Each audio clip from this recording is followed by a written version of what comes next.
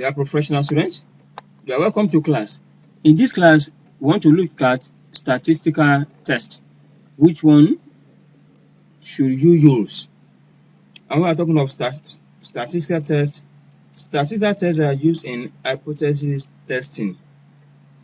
They can be used to determine whether a predictor variable has statistically significant relationship with an outcome variable.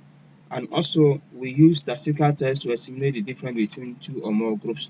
Statistical tests assume a null hypothesis of no relationship or no difference between the group.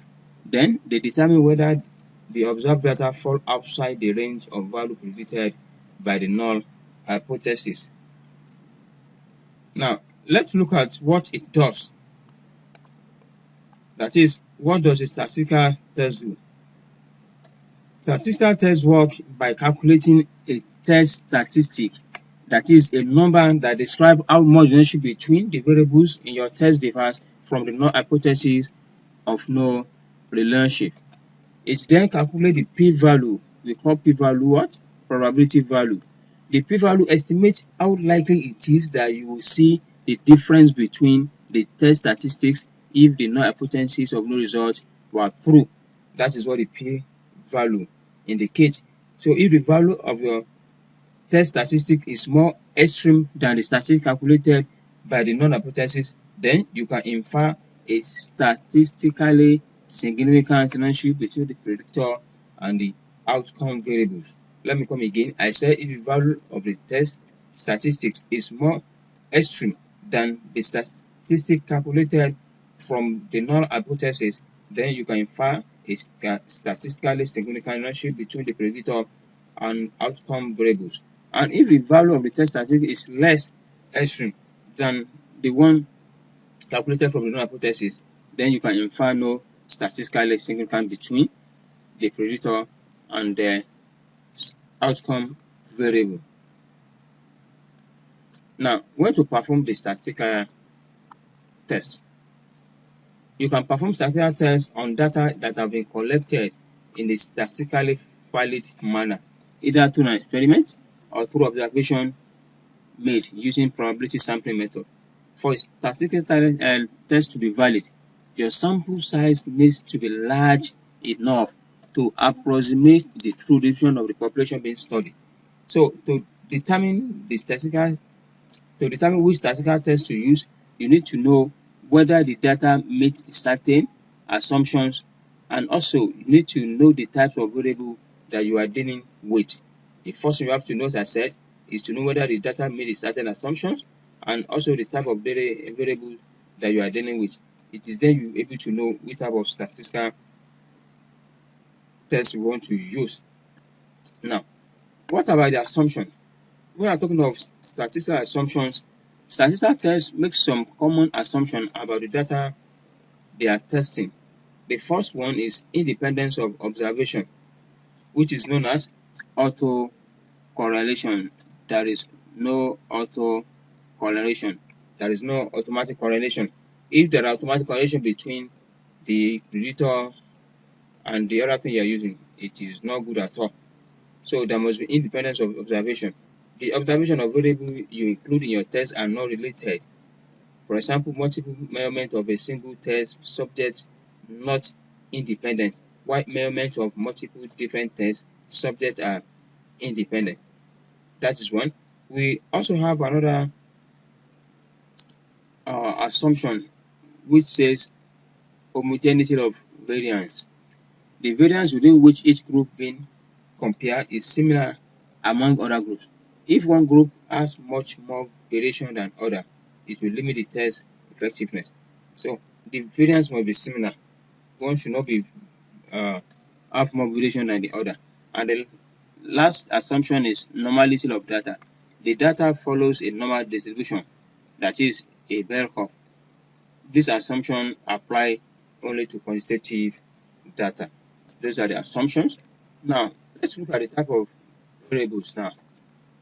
The type of variables you have usually determine what type of statistical test you want to use. We have quantitative variables, which represent the amount of things, e.g. number of trees So this type of quantitative variable include continuous and discrete. We are talking about continuous, which is also known as what? Variable, ratio variables. This represents the measure and can usually be divided into units smaller than 1. That is continuous. It can be divided to units that are smaller than what?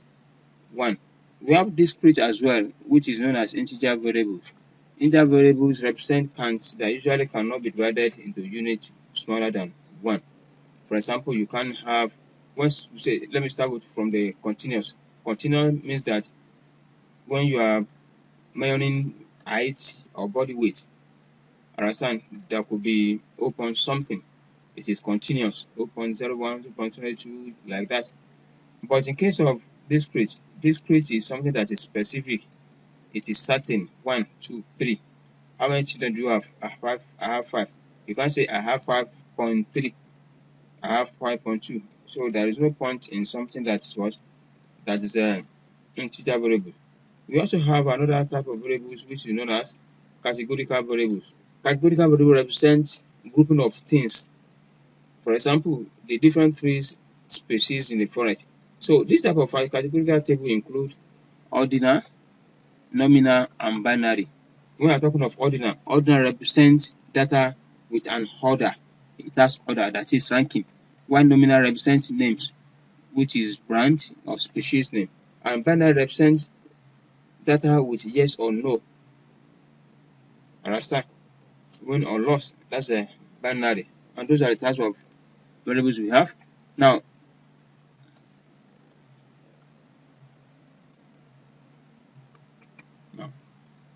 let's also look at what we mean by parametric test or choosing a parametric test. Examples of parametric tests we have are regression, comparison, or correlation. Parametric tests usually have stricter requirements than non-parametric tests, and these are able to make stronger inferences from data. They can only be conducted with data that adhere to the common assumption of statistical tests. So the most common type of parametric tests include regression tests, comparison tests, and correlation tests. When we are talking of regression tests, let's look at the one after the other. When we are talking of regression tests are tests that we use to test the cause and effect relationship. To test cause and effect relationship, meaning that is a kind of test we use in experimental research. So they look to the effect of one or more continuous variable on the other. For example, you have predictor variable here, we have outcome variable, we have research a sample and question. When I'm talking of predictor variable, we have simple linear regression. What is the outcome? Is a continuous what? Under the predictor variable is a continuous predictor.